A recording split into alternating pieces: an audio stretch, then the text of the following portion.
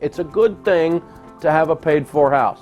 As a matter of fact, it is a great thing to have a paid-for house. I've done detailed research, in-depth research, and we have discovered that 100% of the foreclosures occur on homes with mortgages. The borrower is slave to the lender. Get your house paid off. So any other money above our 15% going into retirement, above saving for kids' college, any other money that comes to us, we're dumping it on the home mortgage and knocking out the home mortgage as fast as possible.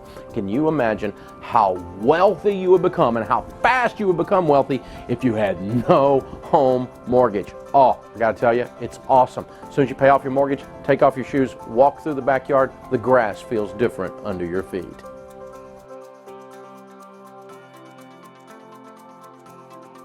The daily balance on a typical mortgage stays high and stays the same for the entire month until you make your payment.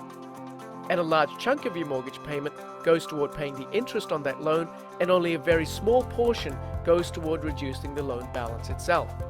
This then gives you a new daily balance for the following month that stays the same until you make your next monthly payment. Here's what happens to our $250,000 mortgage over the years. After 5 years, 10 years, 15 years, after 20 years, we would have paid more than what we borrowed and still owe more than half of the original loan amount. After 30 years, the total payments on our loan will be over $500,000. That's because along the way, it will also cost us almost $283,000 in interest. But the real cost of this $250,000 mortgage for the average family is over $730,000. So if you have a 30-year mortgage right now, the real cost to you is almost 3 times what you borrowed. Another way to look at this is that you're really being forced to pay for 3 houses with your hard-earned money. 1 for you and 2 for the bank.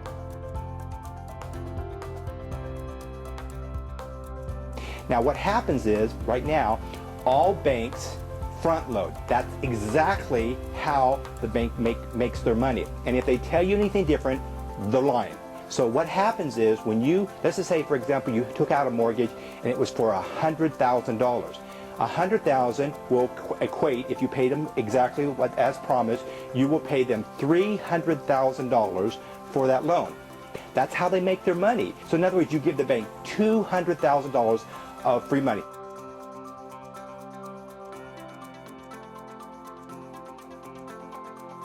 There's a couple of different things that you can do to actually pay off your mortgage faster. One of the things is to pay weekly or bi-weekly as opposed to monthly. Now that's actually a really big aspect of paying off your mortgage faster, because when you make weekly payments, your balance gets brought down faster, so you're paying interest on a smaller amount for a shorter period of time. When you're accruing interest keeps going and going and going. When you're making weekly payments, you're bringing your balance down, your principal balance down. So it means you're paying less interest on that amount. So in reality, your monthly payments are not actually any bigger or smaller. Now, the other option that you have in this case is to make prepayment options. So for example, at the end of every year when you get your tax return, you could use that money to put down towards your principal balance. So again, you're paying less and less interest. So I paid off $30,000 and it shortened my amortization by about 20 years.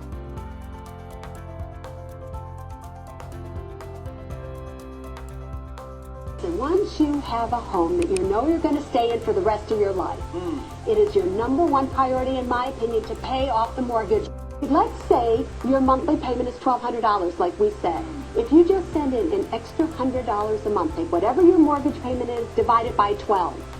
In this case, it would be $100. Send in $1,300 a month rather than $1,200. You'll take a 30-year mortgage down to 25 years. If you want to send in more, you can. Doesn't take that much more. You've got a fat month, you put in more. You've got a thin month, you put in less. Yes. Here's how it's going to help you. When you retire, you're not going to have to make a mortgage payment, so you don't need as much money in your 401k plan because you paid off your mortgage.